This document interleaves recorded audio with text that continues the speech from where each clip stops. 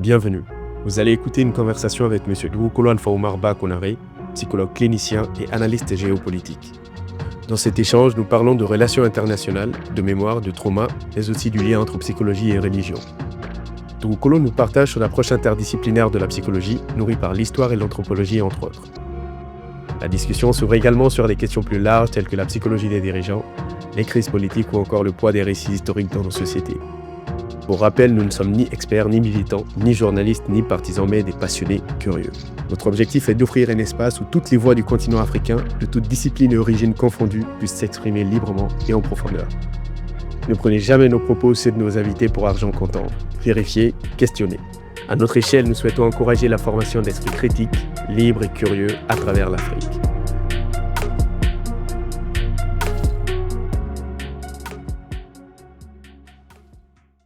Bonjour Dugukolo, merci de nous recevoir et d'être l'invité de Toguna Podcast. Avec plaisir. Notre première question, c'est tout simplement, est-ce que tu peux te présenter pour nos auditeurs et pour ceux qui ne te connaissent pas?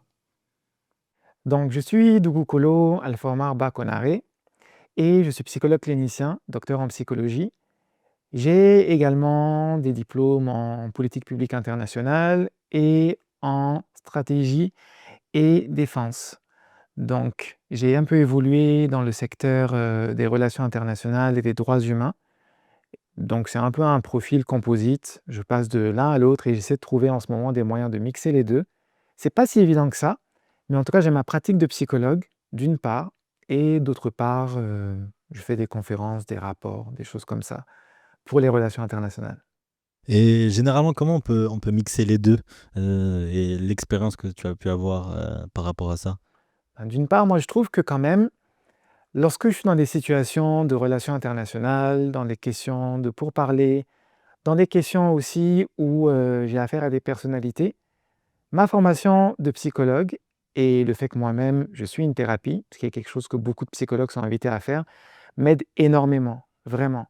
Je trouve aussi que ce qui est intéressant dans le métier de psychologue, c'est que on a l'habitude de rencontrer des personnes très différentes et de rentrer vraiment en profondeur, de ne pas rester du tout sur des thèmes superficiels.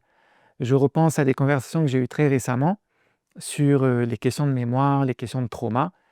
Il s'agit de thèmes que les gens ont tendance à négliger, en se disant: «Bon, peut-être que c'est pas si important que ça, peut-être que, tout ça, c'est quelque chose de très moderne». Mais moi, je dis que si on gratte dans les conflits, si on gratte dans la mémoire sociale, on peut trouver des facteurs de déstabilisation, mais aussi des facteurs de résilience. Tout dépend de comment on a envie d'analyser. Donc plus dans une optique collective parce qu'on peut se demander est-ce que la psychologie de certains dirigeants peut influencer les relations internationales? C'est une question qui se pose. Absolument.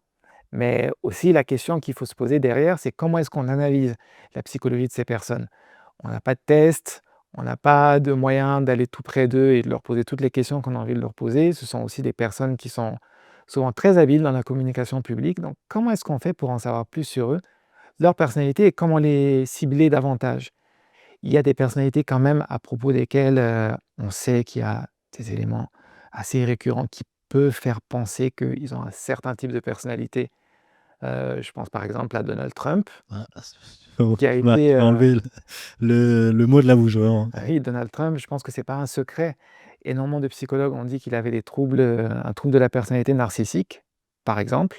Ça, c'est quelque chose qui est facile à repérer et je pense que c'est pas le seul parmi les dirigeants du monde et il y a tas d'autres types de personnalités sans que ce soit des troubles de personnalité d'ailleurs. Et en ce qui concerne plus l'analyse collective, collective de la mémoire ou des traumas, qu'est-ce qu'on a comme méthode d'analyse ou de discussion pour essayer de cerner un peu tout ça? Moi, je suis vraiment un grand croyant à tout ce qui est, interdisciplinaire. Donc j'ai tendance à dire que la psychologie a besoin de l'histoire, de l'anthropologie et donc moi je suis psychologue clinicien. C'est un type de psychologie qui n'est pas de la psychologie sociale, donc on ne s'intéresse pas aux foules, on ne s'intéresse pas aux comportements qu'on a parmi d'autres individus, au collectif. On s'intéresse à l'individuel, mais l'individuel aussi lorsque c'est quelque chose, qui se retrouve, à une échelle plus large. Comment est-ce que tous ces individus, lorsqu'on se rapproche d'eux, dans un sens clinique, clinique voulant dire, au chevet d'eux, lorsqu'on est vraiment au plus près des personnes, qu'est-ce qui se passe au niveau émotionnel? Qu'est-ce qui se passe chez ces personnes dans leur fort intérieur qui font qu'elles se conduisent de telle ou telle manière. Et donc je puise dans l'histoire. Par exemple, on va parler des guerres saintes, des djihad qui ont lieu au Mali au 19e siècle. Je vais aussi interroger l'anthropologie pour en savoir plus sur les questions de caste au Mali. Et je vais aussi avoir des entretiens avec des personnes qui vivent au Mali. Et donc, à partir de tout ça, je peux m'exprimer et dire, ah, on trouve des traces de telle chose, de tel élément, on trouve des traces de tel autre élément chez cette personne qui est face à moi. D'ailleurs, quand je faisais mon travail de thèse sur les émotions et la religion au Mali, je me suis intéressé au lignage, au caste, au parcours de vie aussi, pour savoir comment est-ce que les personnes pratiquaient la religion, quel était leur lien à la religion. Ma thèse est portée sur la religion et les émotions au Mali. C'est intéressant ce lien entre, religion, vu que tu parles en plus de psychologie. Une autre question qu'on se posait, c'était, comment, la psychologie arrive à s'imbriquer avec, ces questions de religion? Comment tu arrives à prendre en compte la religion qui a aussi un aspect, enfin une dimension aussi, différente? Comment c'est pris en compte dans ton travail? Alors, je dirais que dans mon travail, lorsque je m'approche des gens et que je les écoute tout simplement, j'ai de quoi analyser derrière. Ça ne veut pas dire que je suis en situation d'analyse tout le temps, mais ce que ça veut dire, c'est que tout simplement, lorsqu'on tend l'oreille, qu'on écoute bien ce que les gens ont à nous dire, ben, on se rend compte qu'ils parlent d'émotions, ils parlent de vécu, ils parlent de ressenti, et on peut faire le lien avec leur comportement et leur conduite aussi. Donc à partir de ce moment, on a vraiment toute une fenêtre qui est ouverte sur l'esprit d'une personne. Et ce qui est très intéressant à observer en plus, je dirais, c'est que lorsque on parle à quelqu'un et que la personne nous parle de relations internationales, de sciences politiques, de religion, ça dit beaucoup sur la personne, sur comment est-ce elle s'est formée, comment est-ce qu'elle est arrivée là où elle est. Par exemple, ce type de podcast, je trouve que c'est vraiment intéressant si on tend l'oreille une fois de plus et qu'on arrive à aller au plus profond de ce que la personne a à dire. Et on peut faire de l'analyse qui peut être très riche. Et est-ce que la façon d'aborder, là je vais aller plus vers des patients, mais la façon d'aborder avec des patients, leur psychologie, les aider un peu à évoluer, ça change entre quelqu'un qui est croyant et quelqu'un qui ne l'est pas. Moi, je pose toujours la question aux patients, parce que j'ai une espèce de fiche, mais mentale maintenant. Lors des premiers entretiens, je dois poser des questions. Je dois poser des questions sur où est-ce que les gens sont nés, quand est-ce qu'ils sont nés, combien de personnes dans leur famille, est-ce qu'il y a des personnes juste d'un côté, juste de l'autre côté, quels sont les facteurs héréditaires en termes de santé, en termes de psychisme aussi. Beaucoup de questions. Et l'une des questions, c'est: avez-vous une religion? Je pose la question parce que la religion, c'est un sujet important pour beaucoup de gens dans l'humanité. Et donc, lorsqu'on me répond, à partir de là, je pose la question de savoir quel est le lien avec la religion. Et je précise toujours que la raison pour laquelle je demande le lien à la religion, c'est parce que la religion peut aussi nous être utile dans le travail qu'on fait ensemble.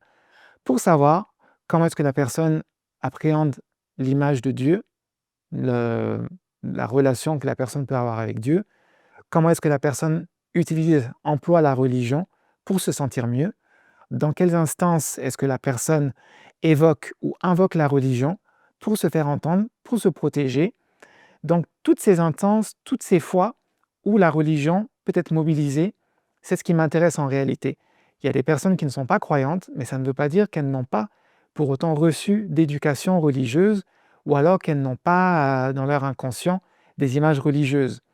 On peut penser aux images très christiques du sacrifice, du don de soi-même, que beaucoup de gens ont, qui sont capables de dire, lorsqu'on gratte, là aussi: «Ah mais tiens, je ne pensais pas que j'étais une personne religieuse, mais quand même, ça c'est quelque chose que j'ai peut-être ramassé en cours de chemin». Donc il y a cet élément, et puis moi j'aime bien travailler avec les archétypes aussi. Donc les archétypes, ce sont ces types classiques, un peu universels, qu'on retrouve dans toutes les cultures. Par exemple, si je vous parle de l'image de la vieille dame, si je parle de l'image de l'enfant farceur, ça vous renvoie tout de suite à des images en particulier et que chacun nourrit à l'intérieur de soi. Et donc, moi, j'essaie d'explorer ces images à l'intérieur de chaque personne. Qu'est-ce que tout ça est devenu? De la même manière, la religion ou l'absence de religion me servent à tester comment une personne se comporte, qu'est-ce qu'elle ressent, et on peut travailler sur la base de tout ça. Mais même au-delà de ça, je pense que aussi, je sais pas si tu es un peu plus croyant, oui ou non. Des gens viennent vers certains psychologues parce que ils savent que ce psychologue est croyant et que peut-être qu'il va mieux comprendre leurs particularités de croyants. Énormément de personnes le font. Moi, c'est pas comme si je disais à tout le monde: «Oui, je suis musulman». Je suis musulman. Ce n'est pas comme si je le diffusais en masse. Mais les personnes qui viennent me voir parce que je suis d'origine africaine, parfois spécifiquement parce que je suis d'origine ouest africaine ou du Sahel, occidental aussi. Mais la question qui se pose pour moi, c'est vraiment à chaque fois, qu'est-ce qui les motive à venir vers moi? Est-ce que ces personnes viennent vers moi parce qu'elles veulent s'identifier à moi? Est-ce qu'elles viennent vers moi parce qu'elles cherchent mes connaissances? Et ce que j'ai le plus souvent vu, ce ne sont pas des personnes qui me demandent si je suis musulman. Ce sont des personnes qui me demandent si je suis sensible aux questions religieuses, aux questions de spiritualité. Et ça peut être des personnes par ailleurs qui savent sur quoi ma thèse a porté, sur l'islam et les émotions, sur la religion de manière générale, donc qui savent que j'ai une sensibilité par rapport à ces thématiques. Mm. Et qu'est-ce qu'on pourrait dire à beaucoup de croyants qui pensent que, par exemple, une séance chez un psychologue, c'est déconstruire tous ces piliers de tradition, de culture. Il y a énormément de personnes qui, on va dire, qui se disent que la psychologie, ça va les pousser à remettre en question des choses qui, pour eux, est leur identité. Je pense que ça, c'est le travail des psychologues. Il y a une responsabilité des psychologues d'expliquer ce que c'est que leur travail. Moi, je ne me suis jamais senti menacé, en tant que musulman, par la psychologie. Parce que tout simplement, le type de psychologie qu'on m'a enseigné à l'université, c'est une psychologie qui s'intéresse à l'individu, qui donne la priorité à l'individu, qui fait une théorie de l'individu lui-même. Ce que l'individu me rapporte, ce qu'il amène auprès de moi, c'est ce qui va me servir à faire le travail. Toutes les autres théories sont des théories qu'on peut mettre à la poubelle, selon moi. Lors de ma dernière année à l'université, lors des stages, je me suis rendu compte que toutes ces théories que j'ai apprises, toutes ces choses qui avaient l'air très obscures, ben en fait, elles valent pas grand-chose face à la personne qui vient me voir. Mm. C'est pas à moi de donner des interprétations à cette personne. C'est pas à moi de lui expliquer qui elle est. Je peux l'aider, je peux lui prêter mon esprit, comme on dit, pour l'aider à en savoir plus sur elle-même, pour aider à trouver des solutions ensemble, pour aussi mettre le doigt sur des points qui mériteraient d'être explorés davantage. Donc je dirais que c'est parce qu'on ne connaît pas la psychologie sous cet angle qu'on peut voir la psychologie comme quelque chose qui est menaçant pour la religion. Mais je dirais aussi que on peut aborder la psychologie comme étant dans la continuité de ce qui se fait dans les soins religieux. D'ailleurs, pas nécessairement dans la continuité, mais en tout cas dans le même nuage. Mm. Et c'est pour ça que je dis à des patients, des patientes, si vous voulez voir d'autres types de thérapeutes religieux, des tradithérapeutes, sentez-vous libre de le faire, parce que finalement, on ne travaille pas sur les mêmes choses. On ne se contredit pas. Et moi, je ne ferai pas l'anathème par rapport aux autres Mm. types de thérapeutes. Même si je sais que des thérapeutes, d'autres obédiences, je dirais, sont très sceptiques de la psychologie, parce qu'on voit ça comme une science occidentale, Mm. comme quelque chose qui n'existe pas chez nous. Mais quand on fait un travail de pédagogie, on peut se retrouver. Je sais que à l'hôpital psychiatrique, plutôt au service de psychiatrie à l'hôpital au Mali, euh, il y a eu un travail de pédagogie qui a été fait auprès des tradithérapeutes, de leur dire, voilà, non, on ne travaille pas contre vous, on veut travailler avec vous. Donc, on ne dira pas aux gens de refuser systématiquement ce que vous faites. Mais nous, on a nos médicaments, on a nos techniques. Donc, ne dites pas aux gens de ne pas prendre les médicaments parce que c'est pour leur bien aussi. Un tradithérapeute, c'est-à-dire. Ce sont les thérapeutes, ce sont les soignants qui viennent de la tradition.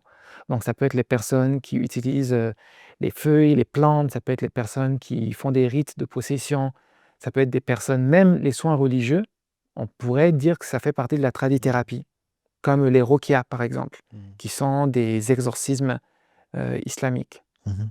Intéressant.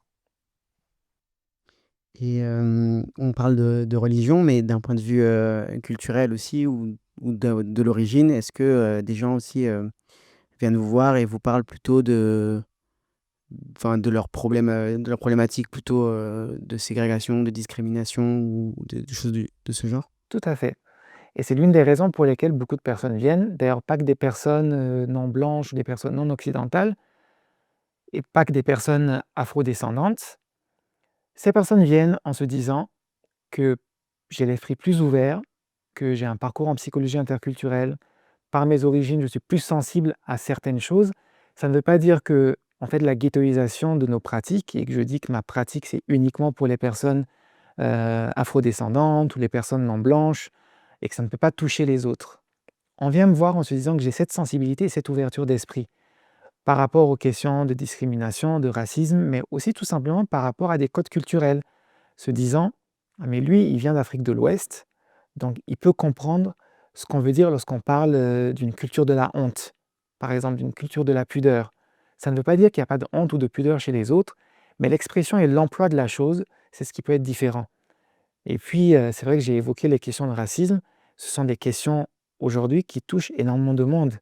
Pas que des personnes qui elles-mêmes sont confrontées au racisme, mais aussi des personnes qui sont dans un travail de déconstruction. De se dire: «Aujourd'hui, je me rends compte des biais que je peux avoir, des biais raciaux que je peux avoir et donc être dans une relation avec un thérapeute, ça me permettra aussi de mettre à l'épreuve ces biais». Et si on peut parler de toi personnellement aussi, comment ça t'est venu justement cette envie de travailler là-dedans, d'étudier ça? Enfin, quel a été le déclic, au moment où tu as choisi cette voie? Le déclic pour moi a été, je pense, au passage du collège au lycée. Parce que je cherchais un peu ce que je voulais faire. Je m'étais dit: «Bon, peut-être que j'ai envie d'être avocat, peut-être que j'ai envie de faire de l'histoire, peut-être que j'ai envie». J'étais pas très sûr et j'ai passé des tests comme beaucoup de gens et psychologue, c'est l'une des choses qui revenait et j'ai commencé à m'habituer à cette idée d'être psychologue en me disant: «C'est bien ça».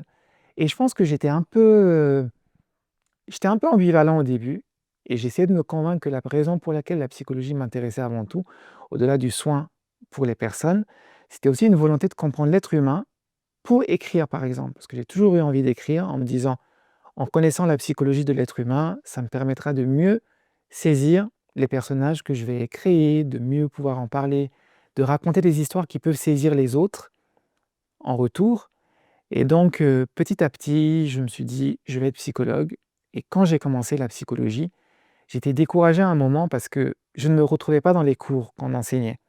Dans ma fac, il y avait beaucoup de cours, en biologie, beaucoup de cours en mathématiques et je me disais: «Ah mais c'est pas ce que je cherchais, c'est pas ce à quoi je pensais» et puis j'avais beaucoup de cours aussi dans d'autres champs de la psychologie avec lesquels je ne sentais pas de résonance particulière. Mais plus j'ai étudié et surtout dès que j'ai commencé à être exposé au terrain, en tant que psychologue stagiaire, j'ai commencé à développer une passion pour ce métier. Sinon, lorsque j'étais en master, je m'étais même dit, première année de master, que je ferais uniquement de la recherche, que ça ne m'intéressait pas d'être praticien, parce que je n'étais pas convaincu par les praticiens que j'avais rencontrés. Mais pareil, en faisant des stages, petit à petit, j'ai développé cette identité de psychologue, cette envie de faire du soin, d'être proche des personnes, d'être un clinicien, de comprendre avec les personnes. Et le stage, c'était où? Le premier stage, c'était au Mali, donc en psychiatrie. Le second stage, c'était ici en France, c'était dans une association qui fait de la médiation interculturelle, qui fait aussi des thérapies. Et donc, on a beaucoup travaillé avec l'aide sociale à l'enfance, on a beaucoup travaillé avec des juges dans le cadre de placement, mais aussi dans le cadre de violences conjugales.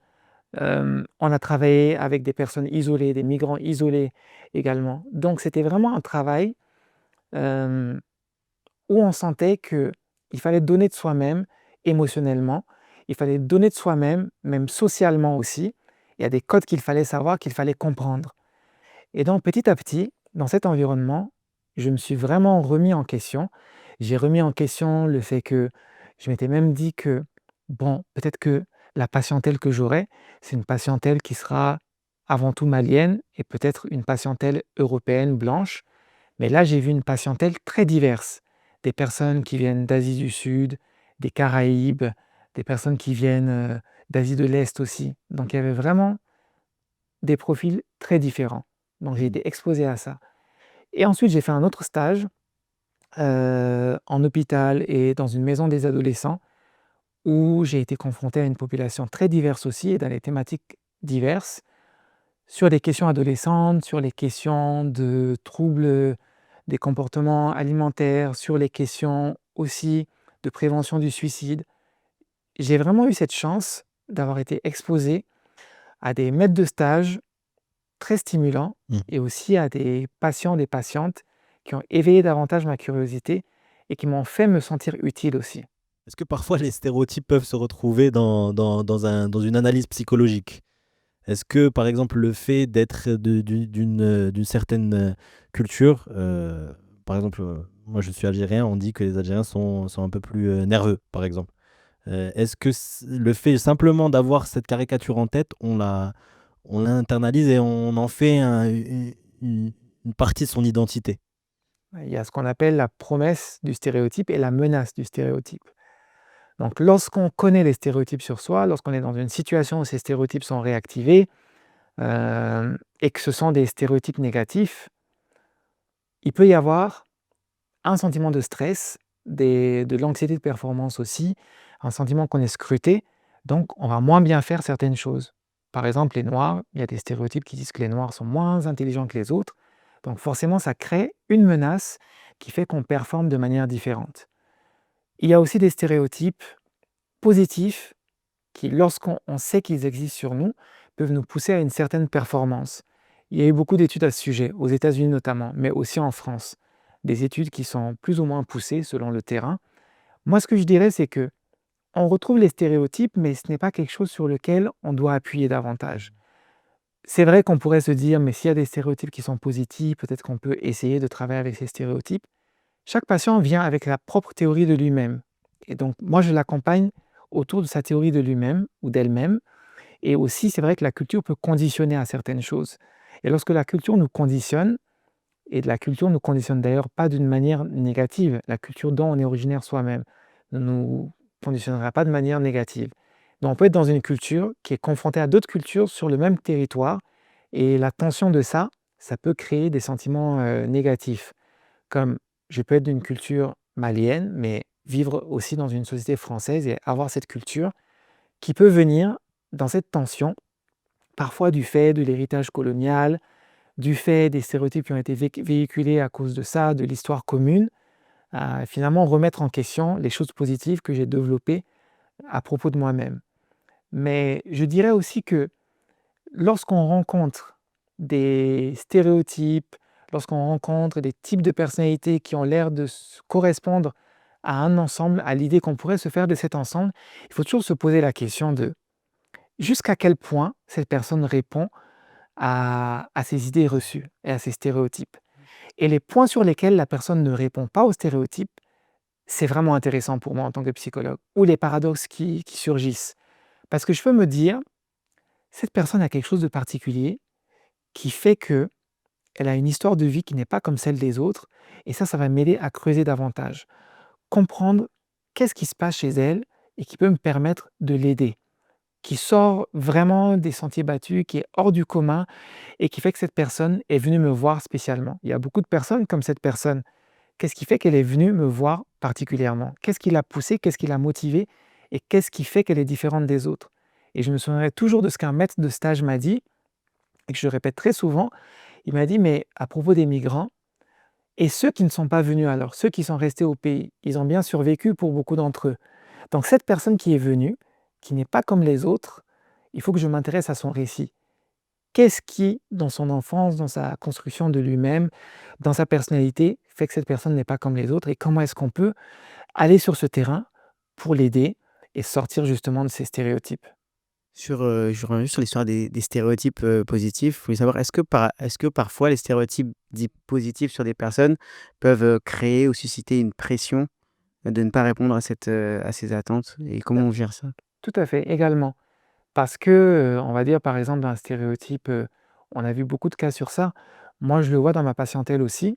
Certaines communautés, très souvent des communautés d'Asie, à propos desquelles il y a des stéréotypes positifs disant c'est des minorités modèles dans les pays occidentaux, ou alors ce sont des personnes qui sont plus intelligentes que les autres, etc., ça crée une anxiété de performance forcément, avec toujours ce sentiment qu'il faut faire plus, encore et encore. Et si on n'arrive pas à faire plus, si on n'arrive pas à faire comme ce qui est attendu de soi, il y a un sentiment de honte, il y a un sentiment aussi dans toutes les situations d'évaluation, on ne se sent pas très à l'aise non plus. Donc il faut faire très attention avec les stéréotypes. Et finalement, ce qui libère l'individu, c'est la possibilité d'être lui-même ou elle-même autant que possible. Et lorsqu'on vient en thérapie, moi je suis convaincu que dans la thérapie, on trouve la liberté. Et je trouve que c'est ce que le thérapeute peut offrir. La liberté d'être soi-même, la liberté de s'accepter, quel qu'on soit, quelle que soit la situation dans laquelle on est, quoi que soit, quelles que soient aussi les différentes problématiques qu'il y a, ce qu'on a traversé, lorsqu'on arrive à un moment où on peut se dire, je suis OK avec moi-même, avec la culpabilité, avec les choses moins agréables, avec les choses plus agréables, avec les privilèges, avec les biais, je suis OK avec moi-même. Je trouve que la thérapie marche plutôt bien dans ce cas-là. Je vais me faire un peu l'avocat du diable, si on me permet, parce que souvent on a tendance à écouter qu'on doit être soi-même, et que la thérapie nous permet de l'être totalement. Mais parfois, moi je prends aussi mon exemple où j'avais des choses qui relevaient de mon identité et que je trouvais, qui étaient pernicieux dans mon rapport à l'autre. C'est-à-dire que ça se passait mal ou bien je pouvais avoir des défauts et qu'il fallait que j'y travaille. Donc, où est-ce qu'on peut on va dire mettre la limite de être soi-même, jusqu'à où un être humain peut changer? Et parfois, est-ce que c'est pas mieux de pas être soi-même? De travailler un petit peu sur certaines facettes? Qu'est-ce qu'en pense le psychologue? Moi, je dirais que, de toute façon, le rôle du psychologue, ce n'est pas de dire ce comportement est bon et ce comportement n'est pas bon. C'est de voir dans quelle mesure est-ce que ce comportement vous dessert. Et dès lors qu'on dit qu'un comportement nous dessert, c'est bien que c'est un comportement qu'on a envie de corriger peut-être. Et donc la liberté, c'est aussi de pouvoir se dire, j'évolue dans un environnement dans lequel je suis OK avec les gens, je m'entends avec les gens, il n'y a pas de conflit, et je suis dans une situation où il n'y a pas de tension. Si c'est possible. Après, ça ne vient pas toujours de nous, ça peut aussi venir des autres personnes, des interlocuteurs. Et dans ce cas-là, on a beau se remettre en question, il y a une limite. C'est aussi pour ça que le psychologue est là pour faire du soutien dans les situations où c'est plus difficile pour les gens, où on est là pour donner un espace dans lequel on peut s'exprimer comme on a envie de s'exprimer, pour donner aussi un exutoire, un espace dans lequel on peut s'effondrer si on a besoin de s'effondrer.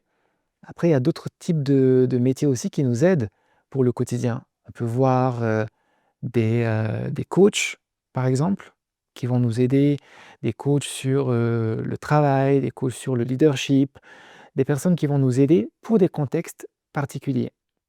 Mmh. Et moi bah, je comprends tout à fait, mais moi j'avais à l'esprit parce qu'on avait parlé de Trump. Est-ce que Trump doit être lui-même? Alors, Trump, dans son cas, ce que la psychologie dirait, c'est qu'on est dans la situation d'un trouble de la personnalité. Donc, l'idée générale, c'est il y a un continuum du normal au pathologique, il n'y a pas un point dans lequel on dit oui, ok, là on est dans le pathologique clairement, mais il y a des comportements qui deviennent problématiques.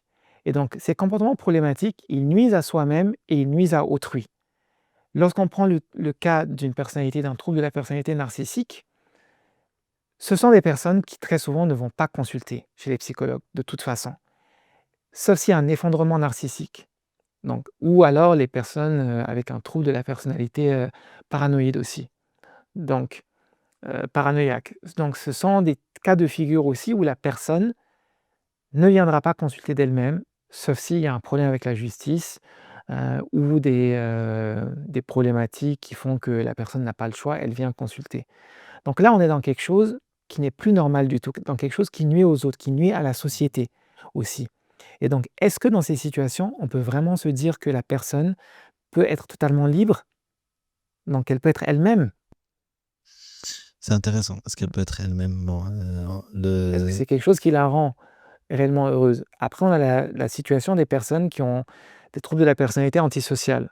Donc, certains ont parlé de sociopathes, d'autres vont dire des personnalités de psychopathes, etc. sont des personnalités très froides, avec peu d'empathie, avec de la cruauté derrière.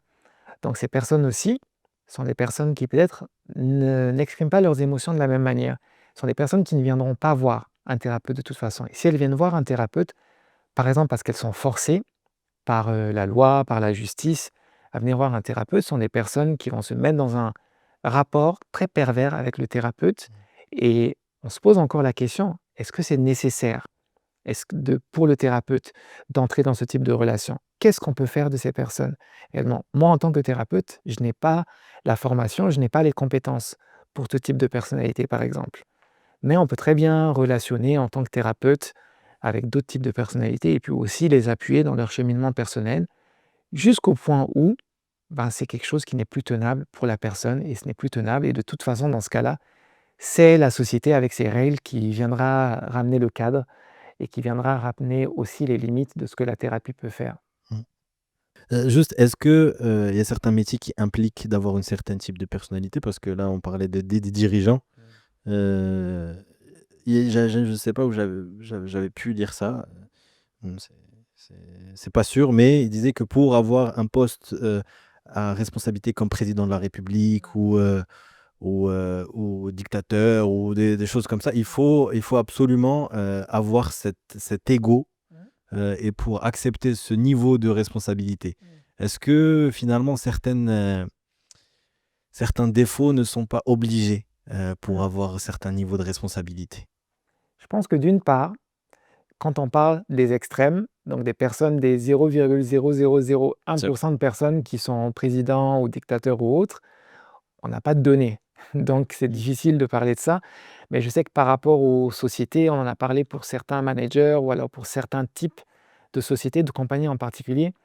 Moi, je vais dire ce que je pense d'un autre point de vue. J'ai eu un certificat en diversité, équité, inclusion. Ce que moi j'ai appris, c'est que si on veut qu'une société marche de manière pérenne, alors ce type de personnalité ne peut pas marcher. C'est-à-dire que ça va tenir jusqu'à un certain point, et après les employés vont en faire des burn-out, ou alors la machine va sauter à un certain point. C'est pas possible. Même quand on cite, par exemple, les dictateurs, ce sont des sociétés, est-ce qu'elles ont vocation à durer éternellement? Est-ce que ce sont des sociétés qui sont fonctionnelles? Est-ce que ce sont des sociétés qui sont acceptables pour les citoyens? Donc ce sont vraiment des extrêmes, ce genre de cas. Ou même, je sais qu'on aime vraiment beaucoup dire de nos jours, oui, pour être, acteur, pour être tel ou tel, il faut être plutôt narcissique parce que, on ne pourra pas rester dans le showbiz si on ne l'est pas. C'est vrai que certaines personnes se mettent plus en avant que d'autres, mais là aussi, on est dans un continuum du normal au pathologique. Donc jusqu'à quel point on peut l'être et jusqu'à quel point, à partir de quel point est-ce que ça commence à devenir problématique? Donc là, ça rejaillit sur les gens qui sont dans notre environnement. Si on en a tous, des caractéristiques narcissiques, des caractéristiques évitantes, et cetera. Juste pour revenir, peut-être, par rapport à Trump, Mmh. hem, donc si je pourrais faire aussi un lien, c'est aussi, ce qui amène, des situations, de crise, qui amène ces personnes avec des pathologies particulières, heu, c'est souvent, on va dire des problèmes collectifs, Mmh. finalement. Et qu'est-ce que pour toi, même pour sortir de la psychologie, Mmh. tu peux te permettre bien sûr, Mmh. qu'est-ce qui a amené, une personnalité comme celle-là, Mmh. qui est peu conventionnelle, à avoir, ce poste-là qui est l'institution même? Alors, est-ce que j'ai le temps de faire une thèse là-dessus? Nous, on a le temps, s'il faut, on est là. Moi, ce que j'en pense, même hors de la psychologie, quand je pense aux questions plus politiques, que je connais un petit peu aussi, je dirais que bien sûr, voilà, une autre chose que j'ai apprise très simple à l'école, quand j'étudiais les relations, les politiques publiques internationales, c'est dans un cours de sondage. Je me souviens, l'intitulé de l'un des cours, de l'une des slides, le prof disait: «It's the economy, stupid». Donc ce qui veut dire, espèce d'idiot, c'est l'économie. Donc il disait: «Mais en fait, quand on fait les sondages et quand on est en période électorale, regardez toujours l'économie d'abord. Regardez les jobs, regardez le pouvoir d'achat, et cetera, et cetera». Parce qu'à tous les coups, quand il y a un souci, quand il va y avoir des changements de régime, c'est l'une des choses qui est, en cause à ce moment-là. Je ne dis pas que l'économie explique tout, mais c'est l'une des causes aujourd'hui.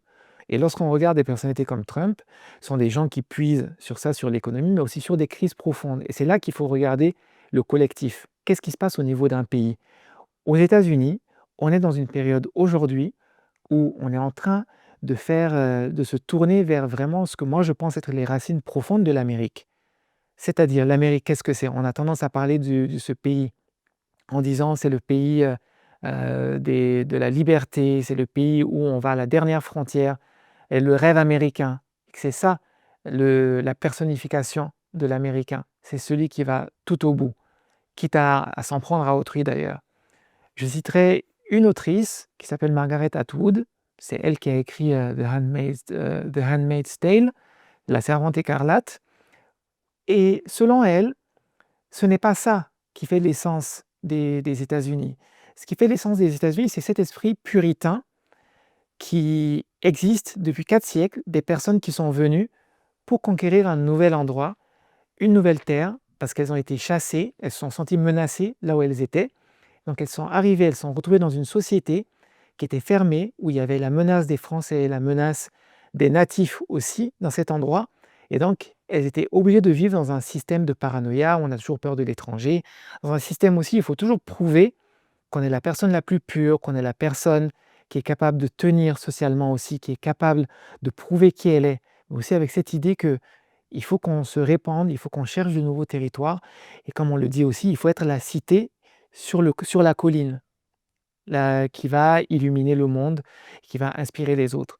Donc je trouve que là aussi, quand on s'intéresse aux questions de mémoire, qu'on s'intéresse aux questions d'esclavage, qu'on s'intéresse au trauma collectif, on peut finalement savoir qu'il y a chez un peuple des éléments récurrents, et que ces éléments récurrents, dès qu'il y a une situation de crise, finalement, ils peuvent être réactivés. Mm. Je pense que quand on parle de l'Algérie, par exemple, on peut parler des crimes odieux qui ont été commis pendant la période coloniale. Je pense qu'on peut dire que l'Algérie, vraiment, en termes de colonisation française, c'est l'un des endroits qui ont été parmi les pires, sans faire de classement en termes d'oppression. Il y a eu des déplacements de population de manière forcée, on a changé les noms de famille des gens, on a tué les gens en masse, on a exproprié les gens. Tout ce qui se fait dans les colonisations a été fait en Algérie. Donc, et après, il y a eu la guerre d'indépendance aussi de l'Algérie, qui est appelée par certains la guerre d'Algérie. Et donc, à ce moment-là, ça s'est quand même fait avec du sang. Beaucoup de gens sont morts. Et par la suite, on a eu la période de l'indépendance. Ensuite, il y a eu la décennie noire, etc. Et donc, tout ça, ça a quand même contribué, je pense, à créer une situation de tension dans le pays, à créer une situation dans laquelle on pourrait dire qu'il y a un sentiment d'insécurité aussi, il y a quelque chose dans la fabrique de l'État, même dans la continuité de l'État, qui est de l'ordre de la protection du pays. Et je pense qu'il faut regarder ce type d'éléments. Pas être dans l'essentialisation, dire oui, forcément, parce que ce pays a vécu telle chose, ce peuple a vécu telle chose, donc c'est une caractéristique à laquelle on peut réduire le pays. Mais savoir qu'il y a des sensibilités et qu'il faut faire attention à ces sensibilités. Même en relation internationale, je pense qu'il faut aussi faire attention à ce type de sensibilité. J'aime citer le cas de la Corée, parce qu'il y a eu des études Du Nord je ne ou connais du pas Sud? très bien sur la Corée, où on parle de la Corée du Sud en disant, même de la Corée du Nord aussi, on parle du Han, en disant c'est un peu le mal national. C'est cet état d'esprit un peu à la croisée des chemins entre la colère, l'extrême tristesse, le sentiment que on a une revanche qu'on a envie de tenir mais qu'on n'arrive pas à avoir entre les mains. Et en même temps l'espoir que peut-être les jours seront meilleurs. Mais ce sentiment, ce malaise, qu'on appelle un malaise national aussi, pareil sans vouloir essentialiser, et qui conditionnerait les relations de la Corée avec ses voisins, comme le Japon par exemple. La Corée qui a été envahie par la Chine, la Corée qui a été envahie par les Mongols, la Corée qui a été envahie, colonisée par le Japon, la Corée qui a été opprimée et qui aujourd'hui est un pays qui essaie d'illuminer aussi sur le plan mondial, économiquement mais aussi culturellement par la vague coréenne. Et aujourd'hui, ça conditionne les relations internationales, les postures que la Corée peut tenir par rapport à différentes personnes. Donc, il faut être sensible à ces éléments sans essentialiser, mais savoir qu'en relation internationale aussi, on ne peut pas faire sans l'histoire qu'il y a eu entre les peuples. Et dans cette analyse un peu internationale, est-ce que, ça ne peut se faire que, disons peuple par peuple, pays par pays? Ou est-ce qu'il y a des choses, universelles qui reviennent, notamment cette, tendance à en temps de crise ou en temps de problèmes économiques, à rechercher l'autorité, à chercher le repli ou à se tourner vers le populisme? Est-ce que c'est des choses qui se retrouvent dans certains pays ou est-ce qu'on peut déceler quelque chose, d'un peu universel là-dedans? Il y a des schémas quand même. Il y a vraiment des schémas autour de ça. On voit toujours dans la montée des populismes ce qui se passe par rapport aux communautés étrangères, aux minorités par exemple, qui sont diabolisées, qui sont vraiment mises au banc de la société. Et on voit que c'est lié à l'économie là aussi. Donc il y a vraiment des schémas dans la manière dont les pays se construisent, se défont. Et c'est la raison pour laquelle il faut aussi regarder où est-ce que chaque pays vient quand il y a une situation de crise. Vers quel retranchement est-ce que les pays vont et qu'est-ce que ça dit de l'histoire de ces pays-là? Un exemple que je pourrais donner, c'est qu'au Mali, on a ce récit national du Grand Mali. Et en situation de crise, on vient puiser dans le Grand Mali. Pour le meilleur ou pour le pire d'ailleurs, c'est un facteur de résilience pour les Maliens dont nous sommes très fiers de dire le Mali a été un grand empire. Il n'a pas eu qu'un grand empire, mais il y a eu l'empire du Mali. Il y a aussi l'empire Songhai, il y a eu l'empire du Ghana. Voilà, il y a eu beaucoup de royaumes. Donc cette fierté des Maliens en temps de crise, c'est quelque chose qui est éprouvé et ça nous fait extrêmement mal de voir que l'image du Mali peut être piétinée à l'international, de voir que quand il y a des rébellions, on remet en question l'unicité du Mali. Et c'est le type de discours qui est utilisé en temps de crise pour rallier les troupes et dire, voilà, nous méritons d'être un pays exceptionnel parce que nous l'avons été dans le passé. Maliens, regardez ce que votre pays est en train de devenir et levez-vous d'une seule voix pour contrer. Nous, c'est le récit national qu'on a. J'ai publié un livre sur les récits nationaux au Mali, notamment sur les communautés Peul en temps de crise, et c'est l'une des choses qui revenait dans mes lectures. C'était cette idée qu'on va puiser à chaque fois dans des communautés, dans des pays, dans des nations aussi, en temps de crise. Pour la communauté Peul, par exemple, ce qui revenait très souvent, c'était le sentiment de fierté de la communauté de manière transnationale, mais aussi un sentiment parfois de, de victime, pratiquement. Ça rejoint un peu ce que je disais par rapport à la Corée, de dire, oui, nous les Peuls, où qu'on soit, on est opprimés parce qu'on n'a pas un pays à nous-mêmes, etc., etc. Je ne dis pas que c'est ce que les Peuls pensent tout le temps, que tous les Peuls pensent ça. Mais une fois de plus, en temps de crise, c'est le type de ressort qui apparaît, c'est ce que moi j'ai observé. Cette idée que, de manière extrême, bien sûr, pour des idéologues ou des politiques, pour rallier les troupes, de dire, mais il est temps que nous, on se batte au nom de la religion parce que nous sommes une communauté qui est très liée à la religion, ou alors nous avons été persécutés dans divers endroits, donc il est temps qu'on se lève aussi et qu'on se batte. Et je me souviendrai toujours d'interviews que j'ai vues de personnes réfugiées qui disaient, mais nous, on nous a toujours rejetés. On nous a rejetés depuis toujours parce que nous sommes des Peuls, on nous a traités d'étrangers, etc., etc. Dans les situations de crise comme les crises récentes, j'ai vu tellement de messages audio, j'ai vu tellement d'éléments circuler sur le net, parce qu'aujourd'hui, c'est le net qui donne un peu le pouls pour la société civile. Et donc, un message qui revenait, c'était, mais pourquoi on s'en prend toujours aux Peuls? Pourquoi les gens ne veulent pas que les Peuls soient unis? Pourquoi les gens sont jaloux des Peuls? Les Peuls n'ont pas de pays à eux-mêmes, c'est peut-être ceux qui nous amènent dans ces situations. Voilà, il y avait tout un discours autour de la persécution des Peuls, qui est un discours qui, pour moi, s'inscrit dans certains récits des Peuls.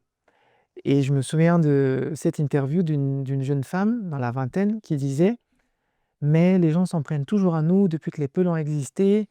Ils ne veulent pas qu'on ait le pouvoir. Et je me suis dit, mais qu'est-ce qu'elle en sait en fait?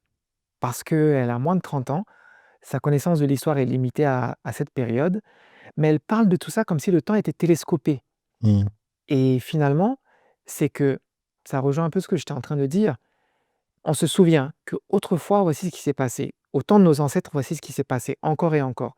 Même dans les violences au centre du Mali, je pense qu'il y a une composante qui vient de là. Les communautés souffrent. Les communautés sont massacrées par les djihadistes. Il y a aussi des milices Vraiment, c'est une violence atroce. Il y a des vidéos qui circulent de gens qui sont dépecés, de gens qui sont égorgés, et on voit ces vidéos-là. Pour arriver à cette barbarie extrême, qu'est-ce qu'on fait de l'autre? Dans quelle mesure est-ce qu'on déshumanise totalement l'autre pour arriver là? Quel récit est-ce qu'on doit se raconter à soi-même pour arriver là? Ce sont des choses très violentes. Et moi, je me dis que dans une situation de paix normale, aucun récit ne peut nous amener à ça, dans une société qui fonctionne. En tout cas, comme les sociétés modernes qu'on a aujourd'hui. Dans d'autres types de sociétés, peut-être. Aujourd'hui, celle qu'on a, ce n'est pas possible d'avoir ce type de massacre sans que quelque chose ne soit activé. Et on voit bien que ça a été le cas dans des terrains comme le Rwanda. Dans les terrains de génocide, on voit qu'il y a une préparation sur plusieurs générations. Donc, on a beau dire, oui, mais ce qui se passe, c'est pas arrivé aux ancêtres de ces personnes, c'est quelque chose de très courant. Mais c'est activé. Ou même dans les discours de propagande, on va dire, mais telle communauté a toujours été comme ça de toute façon. Ils vont jamais changer, ils vont toujours être comme ça. Et dans des situations différentes politiquement, avec un leadership différent, avec une économie différente, avec des facteurs géopolitiques différents aussi, on n'a pas ce type de stress.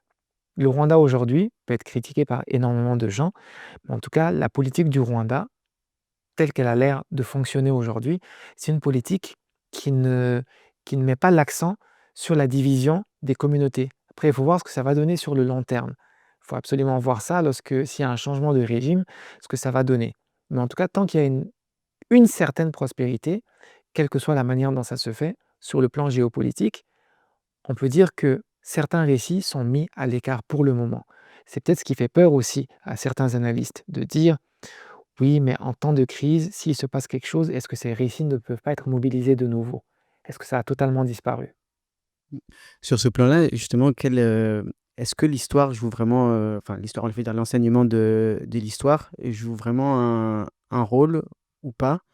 Est-ce que, est-ce qu'on peut pas constater que malgré l'enseignement de l'histoire, la compréhension de certains phénomènes, de ces schémas-là qui se sont déjà produits, qu'on a déjà vus peut-être ailleurs et cetera, conduire à des situations, désastreuses, est-ce que l'enseignement de l'histoire, joue un rôle dans l'évitement de la remobilisation de récits qui ont déjà été, mobilisés ou pas Il trop? faut y croire. Il faut y croire surtout. Je prends un cas, je pense qui est très important et un cas très précieux, qui est la question de l'antisémitisme en France. Il y a eu des enseignements, il y a eu énormément de vidéos, on a vu ce qui s'est passé pendant la Shoah et je pense qu'il y a quand même une vertu pédagogique qui fait qu'aujourd'hui les gens savent ce que c'est. Moi, je pense toujours que depuis le Moyen Âge, même avant, l'antisémitisme a pris racine en France et je n'ai pas de raison de croire que c'est totalement éradiqué de France. Et puis, mais quand même, je pense qu'il y a eu des avancées énormes sur ce plan-là, dues à la pédagogie, dues à l'enseignement de l'histoire. Donc on peut être optimiste. Et si ça s'est passé en France, ça peut se passer dans d'autres endroits. Hem, Pareil, je prends le cas de pays comme le Rwanda, par exemple, où je ne parle pas du Rwanda en tant que modèle, mais là, je parle de la question de l'histoire et du devoir de mémoire aussi, de la responsabilité de se souvenir, de raconter pour que certaines choses ne puissent plus se passer, de raconter encore et encore. La répétition est pédagogique peut-être, mais il faut la faire de manière positive et d'une manière qui sert. Aux États-Unis, l'esclavage n'est pas enseigné correctement, les méfaits de la colonisation ne sont pas enseignés correctement, donc il y a des systèmes qui se perpétuent encore et encore, et c'est au niveau systémique, vraiment. C'est pour ça que quand on prend la police de manière systémique est encore raciste aux États-Unis. Et même ce sont des personnes noires qui peuvent commettre ce racisme d'État, parce que c'est quelque chose de systémique justement, parce qu'il n'y a pas eu le travail qui devrait être fait sur ce plan-là. Et c'est un travail qui se fait au niveau de la pédagogie, mais vraiment dans un sens transformatif aussi, pour la justice et pour les sociétés. C'est pas juste l'enseignement, mais l'enseignement sert de base et à partir de là, on forme les générations futures pour que sur le plan économique, sur le plan psychologique, on puisse faire du changement. Mais est-ce qu'on pourrait pas, juste, dans l'analyse, par exemple, je prends en France et l'antisémitisme, par exemple, ou le racisme qui existe aux États-Unis ou au Rwanda, il y a des différences entre ce qui concerne, l'État et ce qui est structurel et ce qui vient d'en bas, si je Mmh. peux me permettre. Hem, C'est-à-dire que, par exemple, en France, il y a vraiment eu un travail sur l'antisémitisme d'État, alors qu'aux États-Unis, mais c'est encore ancré dans des structures, des institutions. Comment on peut régler l'un et régler l'autre et quelle est la différence en fait? Il y a une chose qu'il faut dire quand même sur l'antisémitisme, c'est que c'est différent. C'est pour ça que souvent on parle du fait que les Juifs sont l'angle mort des luttes antiracistes. Donc, cette lutte contre l'antisémitisme, je pense que ça a servi aux communautés juives et ça a desservi dans un sens. La pédagogie ne peut pas desservir. Mais en fait, il y a eu un phénomène, petit à petit, où on a rattaché les personnes juives blanches à une majorité de personnes blanches et ça a gommé le fait que c'est une communauté peut-être qui avait ses particularités. Donc aujourd'hui, quand on parle de lutte antiraciste et qu'on parle aussi d'antisémitisme, parfois les gens ont l'impression que ça ne matche pas vraiment et qu'on ne parle pas totalement de la même chose. Mais lutter contre le racisme, c'est aussi une forme de lutte contre l'antisémitisme. Et donc, là où je veux en venir, c'est dire que les communautés juives, pour beaucoup, sont acceptées comme étant blanches en France, donc se sont fondues dans la population, ce qui peut donner le sentiment parfois que justement il n'y a pas d'antisémitisme, qu'il n'y a pas de racisme contre les personnes juives, alors que ça peut exister. Alors que dans des endroits comme les États-Unis, les Noirs ne peuvent pas se fondre dans la société de toute façon, sur un plan phénotypique, mais aussi pour des raisons de ségrégation dans certains endroits. Il y a des situations rares où il y a des personnes qui s'identifient en tant que noires, mais qui sont white passing, comme on dit, qui peuvent passer pour blanches. Et donc, dans ces situations très, très particulières, très, très minoritaires, oui, on a des cas de personnes noires, en tout cas de personnes qui s'identifient comme noires, qui de facto sont considérées comme des blancs avec les privilèges qui viennent avec. Donc, je dirais que ça, c'est un facteur. Les personnes autochtones aussi, aux États-Unis, sont victimes des mêmes choses. Et puis, il y a aussi cette tentation de est-ce qu'on va être dans le white passing?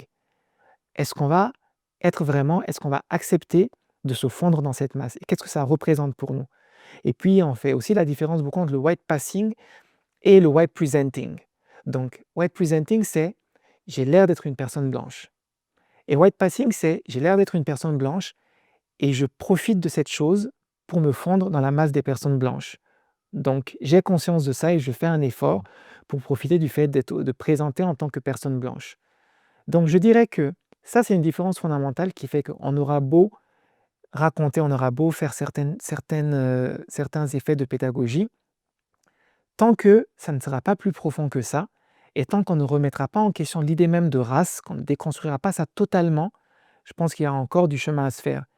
Et je pense aussi que lorsqu'on prend le cas de la France, je ne suis pas une personne juive, je ne peux pas parler au nom des personnes juives, mais pour avoir lu des témoignages, je pense quand même là que beaucoup de personnes juives ont entendu des propos antisémites de personnes autour d'elles qui ne savaient pas qu'elles étaient des personnes juives, justement à cause du fait qu'elles pouvaient passer dans la société française, blanche, européenne. Moi, je pense aussi que il y en a beaucoup qui feignent, qui font semblant de penser que les Juifs sont blancs, mais au fond d'eux, ils restent des antisémites et c'est Oui. par agenda politique Oui, qu'ils veulent. absolument. Ouais, parce qu'on tourne autour du pot, mais c'est aussi le conflit Mm. le conflit israélo-palestinien. Oui. J'ai du mal à le dire tellement c'est tendu. Mm. Qui fait il y a des nouvelles dynamiques, il y a des choses complexes. Je pense que ça renvoie à la question de la blanchité. Qu'est-ce que c'est que la blanchité et qu'est-ce que c'est que d'être la proximité à la blanchité? C'est, il me semble, les privilèges de la blanchité et le fait qu'il y a les avatars, il y a il y a les formes de la colonisation telle qu'elle a été pratiquée par l'Occident qui ont été répliquées dans la situation de la Palestine. C'est-à-dire qu'on a un mouvement de population qui sont venus, beaucoup qui sont venus d'Europe, certaines qui sont venues d'Amérique du Nord aussi, d'autres qui étaient déjà là, parce qu'il y a une continuité d'existence des communautés juives de toute façon en Palestine historique, de la période antique jusqu'à la période contemporaine. Donc ça, on ne peut pas le nier. Mais en tout cas, il y a des intérêts des puissances occidentales, il y a des intérêts de groupes économiques, etc., pour que le territoire de la Palestine historique n'appartienne pas aux Palestiniens. Et donc ce soit un État d'Israël qui contrôle les territoires occupés, qui contrôle Gaza et que finalement il y ait une épuration des populations palestiniennes. Donc il y a des intérêts dans ça. Et donc c'est devenu une colonie de peuplement, la Palestine historique dans ce sens-là. Et je ne me trompe pas, il me semble, lorsque je dis que c'est la continuité de la colonisation britannique, ce qui s'est passé en Palestine. Et ça ne veut pas dire qu'il n'y a pas, il y a pas une légitimité des communautés juives à aller s'installer en Palestine historique. Mmh. Ça veut tout simplement dire que ce sont des choses qui auraient pu se négocier, qui ne sont pas négociées comme il fallait le faire, que donc aujourd'hui, quand on regarde ce conflit, on peut dire que c'est un conflit de décolonisation aussi, ce qui est en train de se passer. Bon, c'est pas une décolonisation qui est en train de réussir, vu que de toute façon, c'est Israël qui mène la chose, qui a plus de force, qui domine totalement sur tous les plans aujourd'hui. Et donc, si on voit ça comme une lutte par rapport à la décolonisation, on peut aussi se dire que la blanchité et ses avatars, qui ont prospéré dans beaucoup d'endroits avec les mêmes armes, c'est ce qui est en train de se reproduire aujourd'hui sur ce territoire. Souvent, on parle maintenant de grands courants historiques, de colonisation, d'une idéologie qui s'est construite. Après, parfois, malgré le fait que c'est atroce ce qui se passe, j'ai tendance à vouloir me mettre dans la peau des deux personnes pour pouvoir comprendre un peu. Parce que c'est réel, une personne qui est là depuis même 2 générations, quand il va parler de chez elle, Oui, c'est chez elle. c'est chez elle. De facto, c'est chez Après, elle. une personne qui est là depuis des centaines d'années, même si elle part, Oui. ça reste chez elle. Elle a de l'héritage. C'est vraiment complexe. Et malheureusement, c'est une équation où il y a un perdant. Il y a un perdant. Est-ce que c'est une équation, il y a forcément un perdant? Bon, il faut C'est ce qu'on nous fait croire justement, démonter Innocent. là, je pense. Je pense que c'est ce qu'on nous fait croire justement, qu'il faut que ce soit l'un ou l'autre. Et c'est pour ça que la solution à 2 États, c'est une solution qui est plutôt illusoire. Une solution à 2 États, c'est les uns vont avoir telle chose, il y aura toujours un équilibre de pouvoir comme ça. Est-ce qu'on ne va pas grignoter davantage encore et encore, plutôt que d'entrevoir une société pluriethnique, plurireligieuse, plurinationale même, on pourrait dire, Qui va s'appeler comment? Israël ou qui va Palestine? s'appeler le Levant, par exemple. Mais qui ne sera pas Palestine, qui ne sera pas Israël. De toute façon, Palestine, c'est pas comme si c'était un terme que les natifs utilisaient. Il y avait d'autres entités politiques. Mais maintenant, ça a un sens. Ça a un sens aujourd'hui, mais c'est un sens qui aujourd'hui est devenu problématique pour beaucoup. Et c'est pas la même chose d'être là depuis 2 générations, d'être là pour 5 générations, parce que le sionisme n'a pas commencé il y a 2 générations, il n'a pas commencé même il y a 3 générations. Le sionisme date maintenant de quelques siècles. Donc, il faut reconnaître qu'il y a des personnes qui sont chez elles, qui ne peuvent aller nulle part ailleurs, et que donc il faut avoir un projet avec ces personnes, et que l'entreprise coloniale, par contre, il faut qu'on la stoppe. Et pour que cette entreprise coloniale soit stoppée, il faut absolument que les pays occidentaux, qui ont été de manière très ancienne dans des logiques de colonisation, acceptent leurs responsabilités aussi dans ce qui est en train de se passer.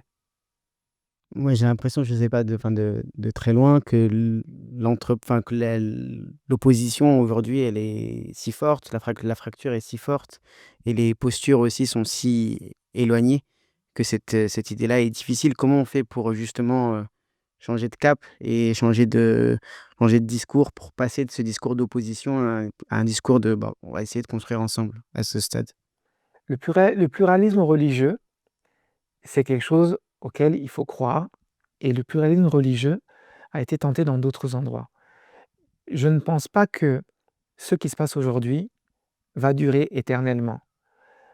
Cet État, aujourd'hui, d'Israël, ne peut pas perdurer dans cette région sous sa forme actuelle. Soit l'État va changer et changer la manière dont il est, soit on va aller vers une politique coloniale de plus en plus grande et qui va totalement subjuguer ce qu'il y a autour.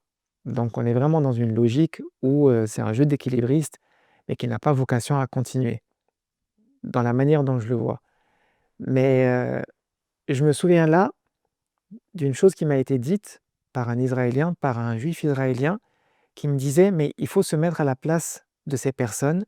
Si on avait tiré vos ancêtres de leur maison en pleine nuit et qu'on avait brûlé tous leurs biens, qu'on les avait mis dehors, qu'on avait violé les femmes et qu'ils avaient erré sur les routes pendant des générations, est-ce que vous laisseriez qu'on vous refasse ça? S'il y avait même un petit doute sur le fait qu'on puisse vous faire ça, est-ce que vous accepteriez ça? Et oui, bien sûr, la réponse est non, absolument pas. C'est pour ça que je dis, je peux comprendre aussi ce qui peut se passer dans les différents côtés. Et c'est pour ça que les personnes qui sponsorisent le colonialisme, aujourd'hui, doivent aussi prendre leurs responsabilités. Demain, si les États-Unis décident de ne plus livrer d'armes à Israël, si les États-Unis décident de se désolidariser d'Israël, ce conflit s'arrête. Je pense que parfois, il y a il y a de la tension qui est même si les armes n'existent plus, j'ai l'impression que même si on enlèverait les armes, il resterait de la mésentente, des tensions vraiment profondes dans les sociétés. Mm. Est-ce que, pour revenir sur la psychologie, est-ce que on soigne une société, un collectif, comme on peut soigner un individu? Est-ce qu'on peut faire une thérapie de pays?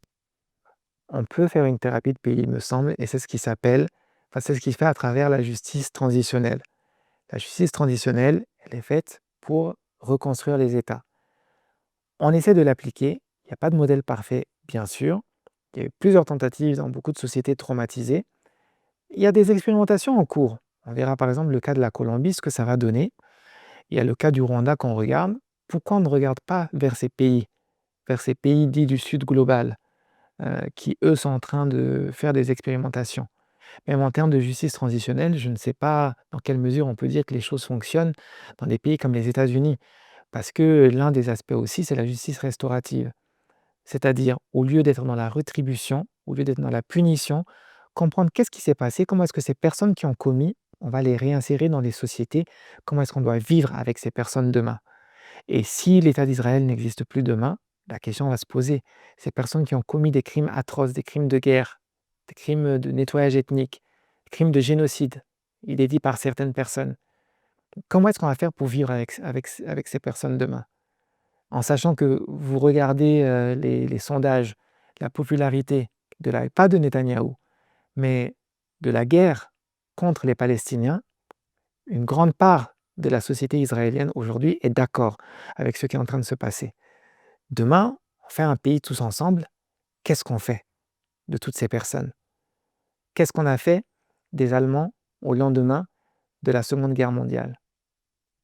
Il faut regarder dans ces endroits, il faut être dans des logiques de tiers aussi, dans des logiques où voilà, finalement, on vient, on s'interpose et on donne la possibilité de se reconstruire. Moi, j'avais une semi-certitude, bien sûr, je ne suis pas devin du tout. En 2012, lorsque la guerre a éclaté au Mali, en 2013, il y a eu l'intervention Serval au Mali, puis la mission des Nations Unies, la MINUSMA est venue au Mali aussi par la suite.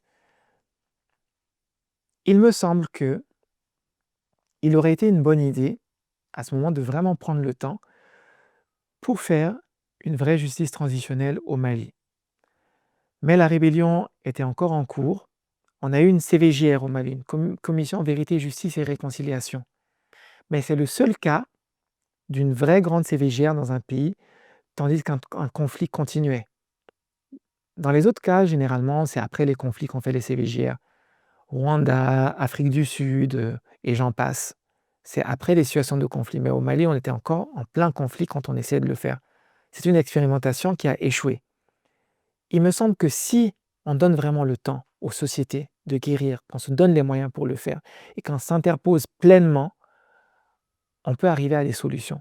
Au Mali, l'interposition, je ne sais pas dans quelle mesure était pleine, et dans quelle mesure est-ce que c'est quelque chose qui visait à unir les populations. Parce que c'est ce qui a été reproché aux Français, notamment par les autorités maliennes, c'était « vous nous avez empêchés d'aller conquérir les territoires ». Mais qu'est-ce qui se serait passé si la France ne s'était pas interposée? Mais en même temps, on peut aussi dire, dans l'interposition de la France, dans la stratégie que la France a eue, dans quelle mesure est-ce que ça a empêché les Maliens de vraiment s'asseoir et de se parler de parler les uns avec les autres? Il y a eu tout le processus autour d'Alger qui a mené à la signature de l'accord qui était imparfait. Est-ce qu'il n'aurait pas fallu continuer les pourparlers pendant plus longtemps? C'est vrai qu'il y avait des affrontements, et puis il y avait vraiment une pression du terrain, il y avait aussi les mouvements djihadistes, etc., etc.